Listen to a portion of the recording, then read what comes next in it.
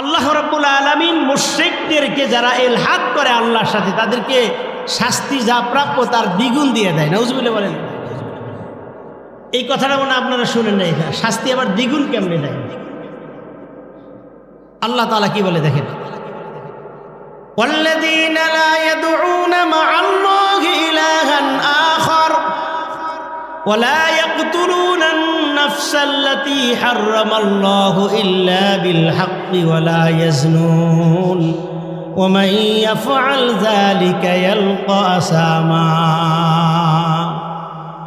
সূরাতুল ফুরকান ৬৮ নম্বর আয়াতের মধ্যে আল্লাহ রাব্বুল আলামিন বলেন, তিনটা অন্যায়ের কারণে আমি আল্লাহ রাব্বুল আলামিন দুনিয়ার মধ্যে যারা তিনটা অন্যায় করবে, তিন ধরনের অন্যায় করবে, আল্লাহ রাব্বুল আলামিন বলেন আমি তাদেরকে দ্বিগুণ শাস্তি দিয়ে থাকি। জোরে বলি নাউজুবিল্লাহ।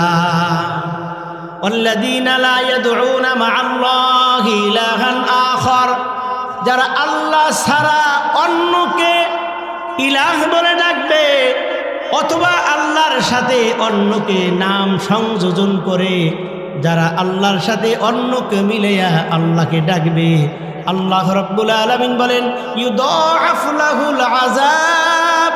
ইউদাআফ মানে দ্বিগুণ, লাহুল আযাব।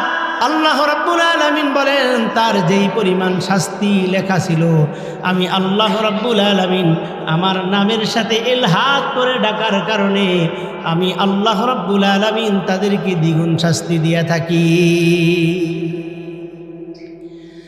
আমার ভাই, আপনাদের কাছে প্রশ্ন, আমাদের এই বাংলাদেশের মুসলমানদের মধ্যে অনেক সময় দেখবেন অতি ভক্তি চোরের, সেটা কেমনে? অনেক দেখবেন আল্লাহকে ডাকতে গিয়ে আল্লাহ আল্লাহ জিকির করে, এরপরে দেখবেন পীরের নামে জিকির করা শুরু করে দেয়।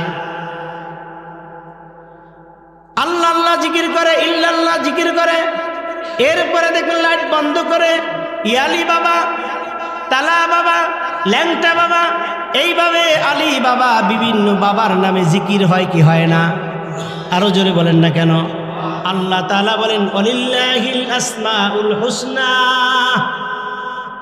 আমি আল্লাহ রাব্বুল আলামিনের অনেক অনেক সুন্দর সুন্দর নাম আছে।